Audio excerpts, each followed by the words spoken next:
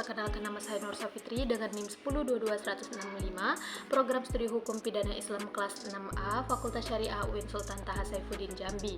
Baik, di sini saya akan membuat video untuk memenuhi tugas mata kuliah Politik Hukum Pidana dengan dosen pengampu Bapak Muhammad Aiman SH.MH. Di sini saya akan membawakan materi dengan berjudul Politik Hukum Pidana. Baik, langsung saja kita membahas pengertian politik hukum pidana.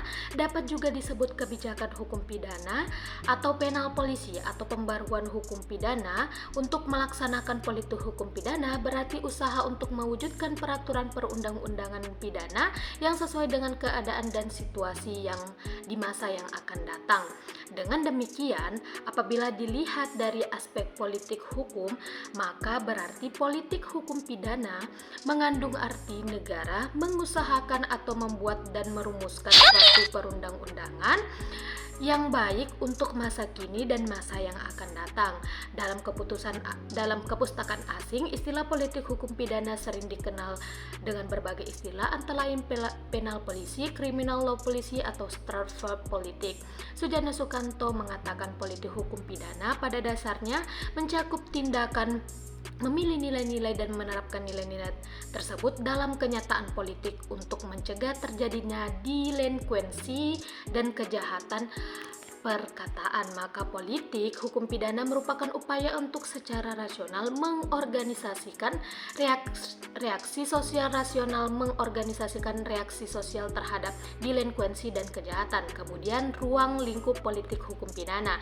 Politik hukum pidana sama seperti disiplin hukum lainnya, dalam hal ini yaitu hukum perdata, HTN, hukum administrasi, hukum internasional, dan juga merupakan suatu sistem hukum yang terdiri dari substansi hukum, struktur hukum, dan budaya hukum.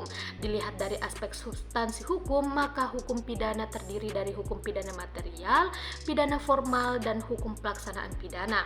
Dalam kaitannya dengan pembaharuan hukum pidana, menurut Sudarto bahwa pelaksanaan pembaharuan hukum pidana yang menyeluruh harus meliputi pembaharuan hukum pidana material atau substansif. Hukum pidana formal atau hukum acara pidana dan hukum pelaksanaan pidana atau ketiga bidang hukum pidana itu harus bersama-sama diperbaharui. Kalau hanya salah satu, akan timbul kesulitan dalam pelaksanaannya dan tujuan dari pembaharuan itu tidak akan tercapai sepenuhnya. Adapun tujuan utama dari pembaharuan itu ialah penanggulangan kejahatan. Ketiga bidang hukum itu erat sekali hubungannya. Dilihat dari aspek struktur hukum, maka pembaharuan hukum pidana diorientasikan pada peningkatan kualitas aparat penegak hukum yang diharapkan sejajar dengan kualitas aparat penegak hukum di negara-negara yang sudah maju.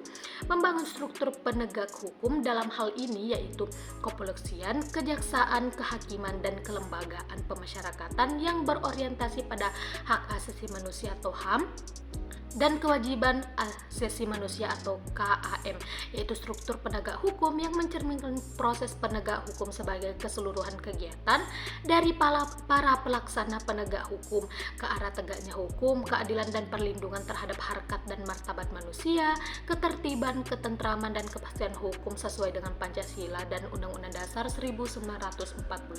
Sedangkan pembangunan budaya hukum dalam perspektif hukum progresif berasaskan Pancasila berarti pembangunan budaya hukum diarahkan sebagai proses penanaman kesadaran hukum rakyat melalui kegiatan berupa sosialisasi, penyuluhan, penataran, dan bahkan memberdayakan masyarakat dalam proses legislasi.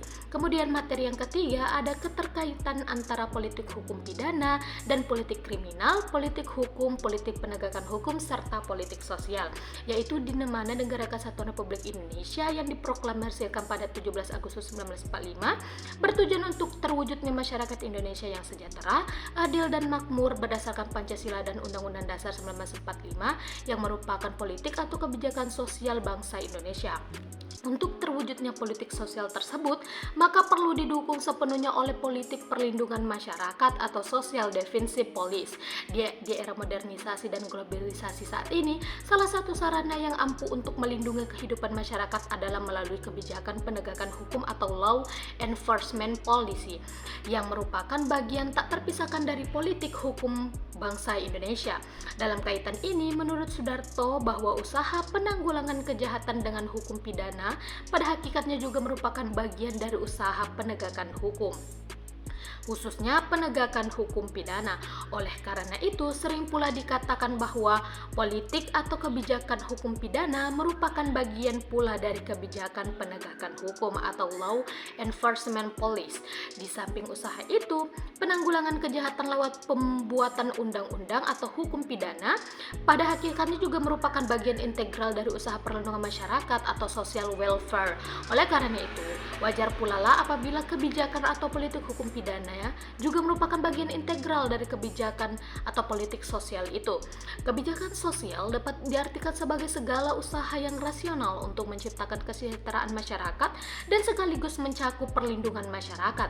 Jadi di dalam pengertian social police sekaligus tercakup di dalam social welfare police dan social defense police, dan dilihat dari tujuannya, pemberantasan hukum pidana adalah bagian dari politik kriminal dalam arti penal. Dalam kaitan ini, menurut Sudarto, tujuan utama dari pemberantasan hukum pidana adalah penanggulangan kejahatan. Pengertian ini sama dengan pengertian politik kriminal sebagai bagian dari upaya penanggulangan kejahatan atau melalui sarana penal. Maka pemberantasan hukum pidana juga merupakan bagian integral dari upaya perlindungan masyarakat atau social defense. Oleh karena itu, dapat dikatakan bahwa tujuan akhir dari pembaharuan hukum pidana ialah perlindungan masyarakat atau social defense. Baik, itulah tadi materi mengenai politik hukum pidana yang saya bawakan di dalam video ini. Apabila ada kesalahan, saya memohon maaf. Saya akhiri dengan ucapan wassalamualaikum warahmatullahi wabarakatuh.